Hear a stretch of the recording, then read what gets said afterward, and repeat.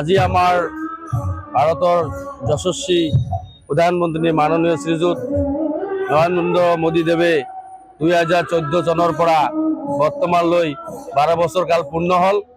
তেখেতে যি সুদীৰ্ঘ কাল আমাৰ ভাৰতবৰ্ষক পৰিচালনা কৰিলে তাৰ কাৰণে তেখেতৰ অশেষ কষ্ট পৰিশ্ৰম দি দিনে নিশাই ভাৰতবাসীৰ জনগণৰ কাৰণে তেখেতে কাম কৰি গৈছে আৰু আমাৰ তলৰ শ্ৰেণীবিলাকক উন্নত কৰাৰ কাৰণে তেখেতৰ দিনে নিশাই যি প্ৰয়াস সেই প্ৰয়াসে আজি আমাৰ ভাৰতবাসী তথা বিশ্ববাসীক গৌৰৱান্বিত কৰি তুলিছে। এনেকুৱা এজন প্ৰধানমন্ত্ৰী আমাৰ কাৰণে আমি ভাৰতবৰ্ষত বাস কৰা সকলো ভাৰতীয় আজি গৌৰৱান্বিত।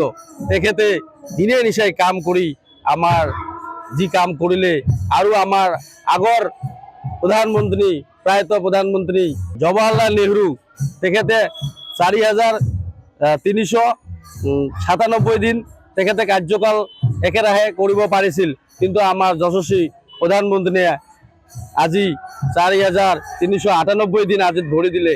তেখেতে একেৰাহে ইমান দিন ভাৰতবৰ্ষক পৰিচালনা কৰিলে, তাৰ কাৰণে আজি আমি তেখেতৰ দীৰ্ঘায়ু কামনা কৰিলোঁ আৰু তেখেতে যাতে আকৌ আমাৰ ভাৰতবৰ্ষখন সুন্দৰভাৱে আগবঢ়াই লৈ আমাৰ যি আশা যে আমাৰ ভাৰতবৰ্ষখন বিশ্বৰ বুকুত বিশ্বগুৰু হিচাপে প্ৰতিষ্ঠিত হ'ব, সেইকাৰণে আমাৰ প্ৰধানমন্ত্ৰীয়ে দিনে নিশাই কাম কৰি আছে আৰু আমি ভৱিষ্যতেও আগতে আমাৰ বিশ্বগুৰু আছিল, বৰ্তমানেও আছে আৰু ভৱিষ্যতেও আমি বিশ্বগুৰু স্থানত প্ৰতিষ্ঠিত হ'ম।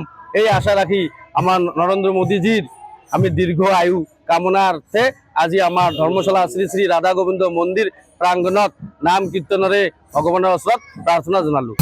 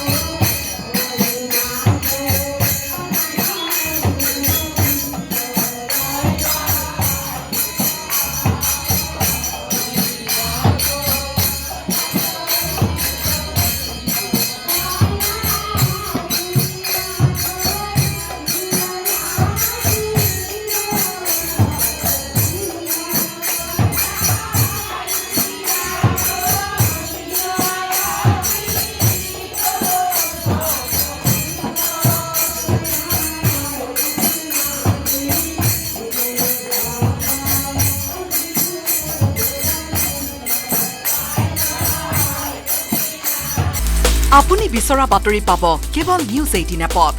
নিউজ 18 এপ ডাউনলোড কৰিবলৈ স্কেন কৰক এই QR কোড। গুগল প্লে ষ্টৰতো পাব এই নিউজ 18 এপ।